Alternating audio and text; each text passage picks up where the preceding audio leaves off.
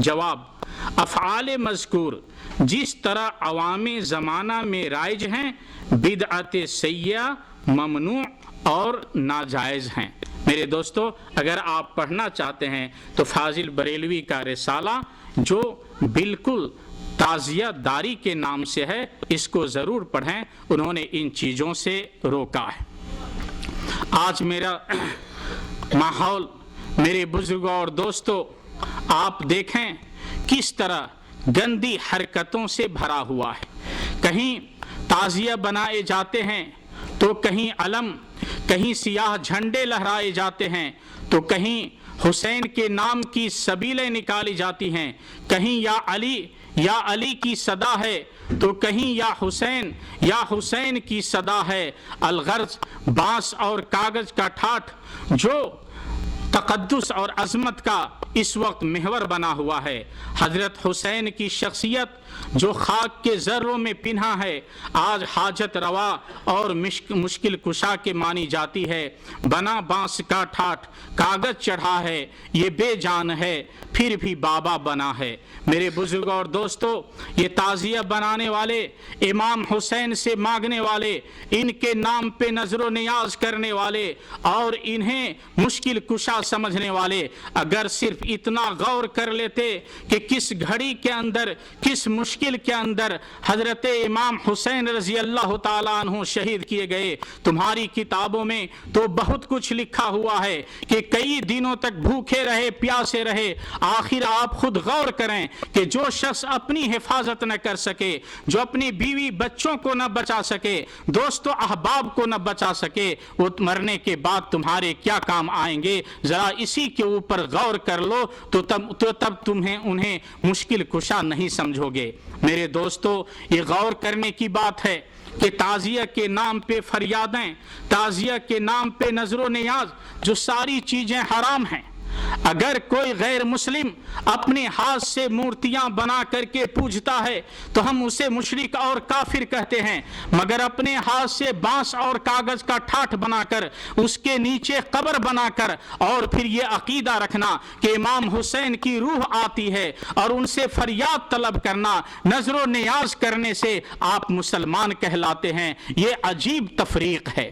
میرے دوستو، غور کریں، سوچیں کہ آج تعزیے کے نام پہ ہمارا ماحول کس طرح گھناؤنا بن چکا ہوا ہے۔ میں ایک موقع سے اپنے شہر جنک پور کے اندر تھا، نیپال کے اندر جنک پور شہر بہت مشہور ہے۔ اچانک تعزیے کا دن تھا اور چند ساتھیوں دوستوں کے ساتھ ایک چائے کی دکان میں بیٹھا ہوا تھا۔ بریلوی عورتیں تعزیہ گاہ سے واپس آ رہی تھیں، جھومتی ہوئی، گاتی ہوئی، کپڑے ان کے گھٹنے سے اوپر، ساڑیاں پہننے والیاں ساڑیاں اوپر باندھی ہوئی ہیں اور نیم عریاں ان کے سینے ہیں، کسی کے سر کے اوپر چادر اور دوپٹہ نہیں ہے، گاتی ہوئی آ رہی ہیں۔ دو تین شرابیوں نے ان کی راہ کو روک دیا، وہ بھی بیچ راستے کے اوپر آ کر کے وہ بھی گانے لگے۔ عورتیں آ کر کے وہیں پہ رک گئیں اور کافی دیر تک رکی رہیں، چونکہ ہندو لوگ ہیں، کوئی ٹوکنے والا، منع کرنے والا نہیں تھا۔ اسی چائے کی دکان میں ایک شخص بیٹھا ہوا تھا جو دیکھنے میں مہذب مثقف لگ رہا تھا۔ اس نے کچھ دیر کے بعد کہا کہ مولوی صاحب، میں ایک سوال پوچھ سکتا ہوں؟ کہا بالکل پوچھیں۔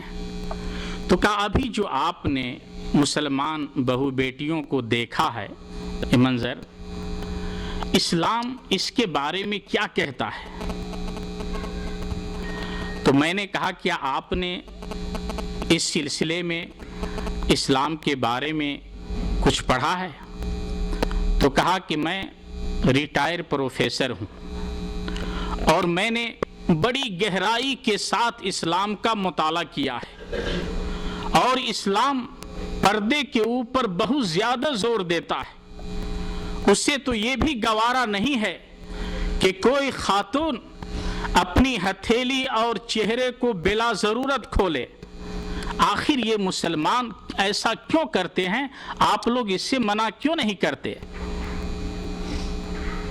میں نے ان سے یہ بھی پوچھا کہ کیا آپ نے یہ بھی پڑھا ہے کہ یہ سارے مسلمان اس چیز کو اچھا نہیں سمجھتے؟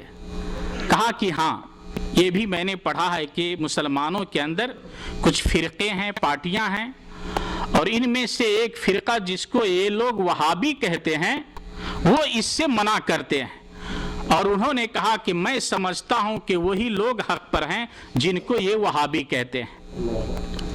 میرے بزرگ اور دوستو، آخر غور کریں، سوچیں کہ ہمارا لباس دیکھ کر غیر مسلم بھی اپنی بہو بیٹیوں کو وہی لباس پہناتے تھے۔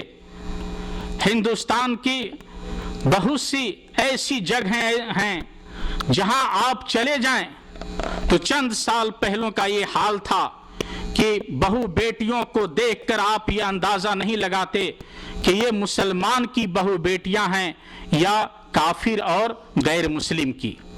دونوں کا لباس اسلام جیسا۔ کیوں؟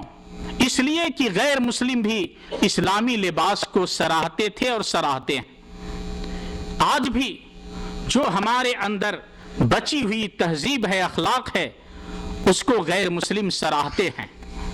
آخر میرے دوستو، آج ہمارا یہ ماحول ہر قسم کے توہمات اور بدعات و خرافات کی دہلیزوں میں غلطہ ہے۔ تعزیہ کے نام پہ کبڈی اور فحاشی کے کھیل، بے حجاب عورتوں کا ہجوم آج مسلمانوں کے اوپر کلنک کا دھبا بنا ہوا ہے کہ وہ مسلمان عورتیں جن کو بستہ زیور پہننے کی ممانعت ہے، خوشبو لگا کر باہر گھومنے سے روکا گیا ہے، زور زور سے قرآن مجید پڑھنے کی رکاوٹ، آخر سال میں ایک مرتبہ پورے سال پردے میں رہ کر یہ تعزیہ کے دن پھر ننگی کیوں ہو جاتی ہے؟ یہ اپنے لباس کو، پردے کو کیوں چھوڑ دیتی ہیں؟ آخر ہے میرے دوستو، ہماری تہذیب، ثقافت، ہماری تعلیم کہاں چلی گئی؟ ہمارے وہ اخلاق و کردار، بہو بیٹیوں کی عزت و آبرو پہ غیرت کرنے والوں، اس کے اوپر غور کرو، سوچو۔ یہ ضرور ہے کہ پہلے سے تعزیے کے اندر کمی پیدا ہوئی ہے۔ پہلے جس پیمانے پہ تعزیے بنائے جاتے تھے اب اس پیمانے پہ نہیں بنائے جاتے ہیں، اس کے اندر کمی آئی ہے، اور کمی کی کئی ایک وجوہات ہیں۔ میں نے اپنے علاقے کے اندر دیکھا ہے کہ جو کمی آئی ہے وہ دین کے اعتبار سے نہیں، اس بنیاد پہ نہیں کہ اسلام اس سے منع کرتا ہے، یہ شریعت کے اندر حرام ہے، اس بنیاد کے اوپر کمی نہیں آئی ہے، بلکہ کئی گاؤں میں حادثات ہوئے، یہ واقعات پیش آئے کہ تعزیے کے دن غیر مسلم لڑکوں نے مسلمان بہو بیٹیوں کی عزت و آبرو کو لوٹا، ان کے ساتھ چھیڑ خانی کی، جس کی بنیاد پر علاقے کے مسلمانوں نے بیٹھ کر کے کہا کہ آئندہ سالوں سے ہم تعزیہ نہیں بنائیں گے۔ ارے کم بختو، اسلام کی تعلیم کو قبول کر لیے ہوتے۔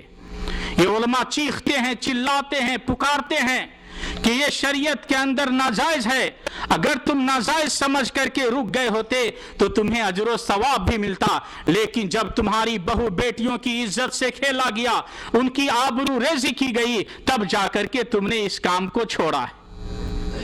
یہ وہی حال ہے کہ ایک شخص غیر شرعی چیزوں کو استعمال کرتا ہے، تمباکو کھاتا ہے، سگریٹ پیتا ہے، ہزار کہیں علماء کا فتویٰ ہے جی یہ غلط ہے، کہتے ہیں کہ جی مکروہ ہے، بعض علماء نے اس کو مکروہ کہا ہے، لیکن جب ڈاکٹر یہ کہہ دے کہ اگر آپ سگریٹ پینا، تمباکو کھانا نہیں چھوڑیں گے تو کینسر کا خطرہ ہے، فوراً چھوڑ دیتے۔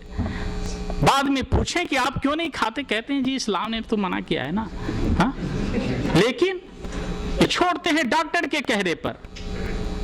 ایسی بھکاریوں کو، مسکینوں کو دیکھ کر پیسے خرچ نہیں کرتے، اور جیب کٹ جاتی تو کہتے ہیں صدقہ کر دیا جی، ہاں؟ صدقہ کر دیا۔ میرے بزرگوں اور دوستو، آپ غور کریں، سوچیں، آپ کا جو یہ اسلام ہے اس کی تعلیم حد درجہ مقدس اور پاکیزہ ہے۔ اس کے اوپر غور کریں.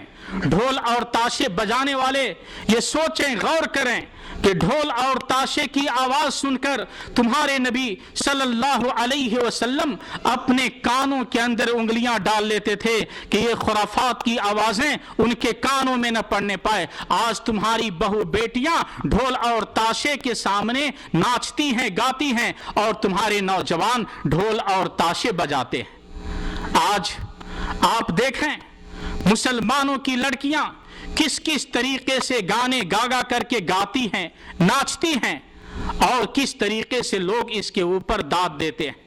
میرے دوستو غور کریں، سوچیں کہ کہیں کبڈی کا کھیل ہے تو کہیں پر میلہ ہے، کہیں بے حجاب عورتوں کا ہجوم ہے. کیا یہی اسلام کی تعلیم ہے؟ آپ غور کرو، سوچو. آپ اس روئے زمین کے اوپر دنیا کی تمام لوگوں کو تعلیم دینے کے لیے بھیجے گئے ہو. ان بہو بیٹیوں کو بھی پردہ کرواتے جو بے پردہ گھومتی اور ٹہلتی ہیں.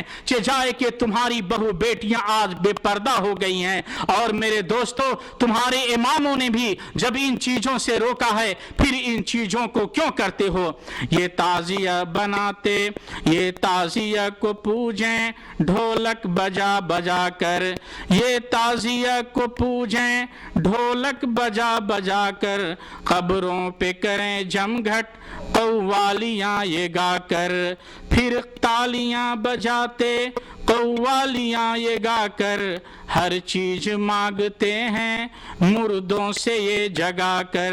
میرے دوستو اپنے آپ کی اصلاح کیجئے، غور کیجئے. وقت چونکہ کم ہے لیکن تھوڑی دیر کے لیے میں اشارہ کرنا چاہتا ہوں. اس موقع سے حضرت یزید رحمہ اللہ کو طعن و تشنیع کیا جاتا ہے. ایک طرف تو پورے صحابہ کرام کو حضرت معاویہ بن ابی سفیان کے ساتھ ساتھ حضرت ابو بکر، عمر، عثمان سب کو لے لیا جاتا ہے، سب کے اوپر طعن و تشنیع کیا جاتا ہے، اور ان سے کہا جائے کہ یہ بزرگ معاویہ کے علاوہ یہ جتنے لوگ ہیں، معاویہ نے ٹھیک ہے اب ان کے بیٹے یزید ہیں، لیکن یہ ابو بکر، عمر اور عثمان نے تمہارا کیا بگاڑا؟ 40 سال 50 سال پہلے فوت ہو گئے. ان کے اوپر تم ظلم و زیادتی کیوں کرتے ہو؟ انہیں لعن و طعن کیوں کرتے ہو؟ نبی کریم صلی اللہ علیہ وسلم نے فرمایا لا تسبوا اصحابی فوالذی